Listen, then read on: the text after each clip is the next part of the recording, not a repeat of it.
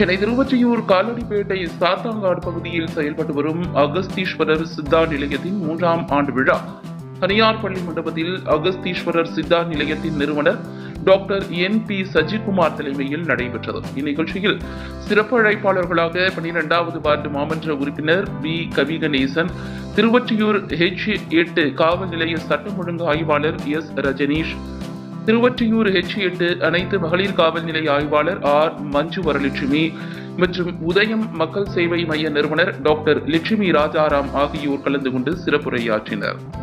இதனைத் தொடர்ந்து இந்நிகழ்ச்சியில் புதிதாக பங்கேற்ற நபர்களுக்கு ஆயுர்வேத மருந்து மாத்திரைகள் மற்றும் ஏற்கனவே உறுப்பினர்களாக உள்ள நபர்களுக்கு குலுக்கல் முறையில் 100 பேருக்கு 3 லிட்டர் பிரஷர் குக்கர் பரிசாக வழங்கப்பட்டது. மேலும் ஆட்டோ ஓட்டுநர் வாசுதேவன் தனது ஆட்டோவில் விட்டு சென்ற பயணியர் ஒருவரின் பொருளை பத்திரமாக மீட்டு கொடுத்ததை பாராட்டி சால்வை அணிவித்து சிறப்பு பரிசு வழங்கினர்.